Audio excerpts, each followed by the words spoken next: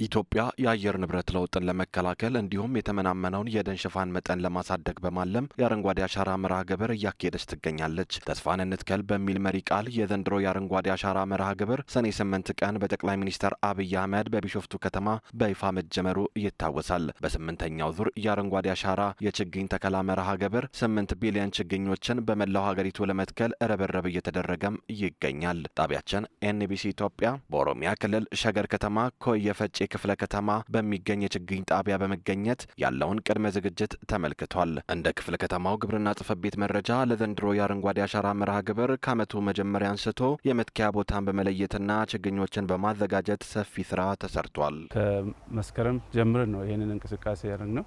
ጥቅምት፣ ታህሳስ ዝግጅቱን የጀመርነው እንግዲህ በበጋ ስራዎች እንደ ክፍለ ከተማችን ብዙ የተራቆቱ መሬቶች አሉ። ያንን የበጋ ስራ የተለያየ እርከኖችን ስንሰራ ነው የከረም ነው።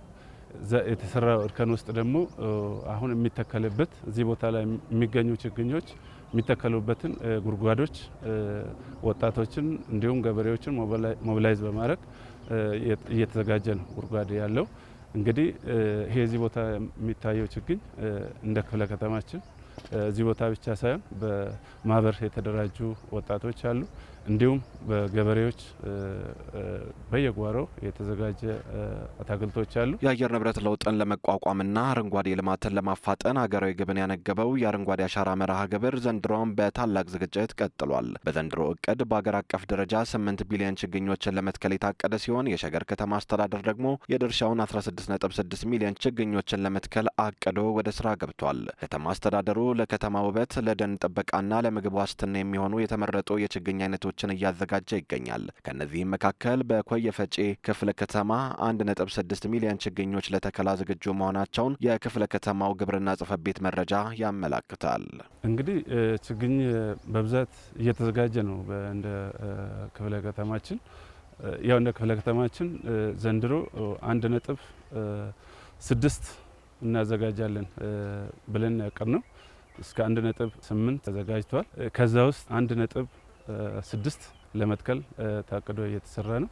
ያም እንግዲህ እዚህ ቦታ የሚታየው አንደኛ ከተማ ስለሆነ ከተዘጋጀው 50% ለከተማ ውበት የሚሆን ነው። 30% የምግብነት ነው። አንደኛ የምግብ አታክልት አሁን እዚህ አቮካዶ፣ ፓፓያ፣ ዘይቱና አለ።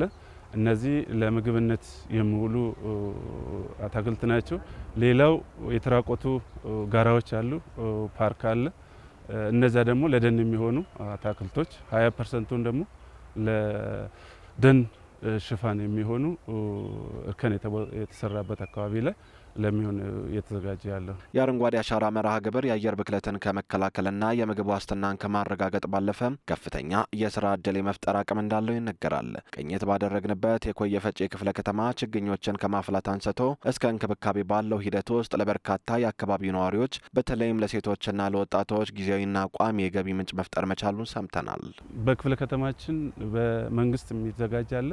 በማህበራት ደግሞ ቢዝነስ የሚሰሩ ማህበራት አሉ።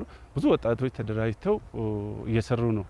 ብዙ ማህበራት፣ ብዙ ስራ አጦች ወደዚህ ስራ ገብተው የስራ እድልም አግኝተው ሌላ ገቢ ምንጭም ሆኖ ቤተሰብና ሌላውንም ራሳቸውን ይረዱ። የአረንጓዴ አሻራ መርሃ ግብር ዋነኛው ስኬት ችግኝ መትከል ብቻ ሳይሆን የተተከሉትን ችግኞች ተከታትሎ ማጽደቅ መሆኑ በተደጋጋሚ ይነሳል። ክፍለ ከተማው በዚህ ረገድ ውጤታማ ተግባር ማከናወኑን ገልጿል። በብዛት በጣም የተራቆቱ ጋራዎች ነበሩ።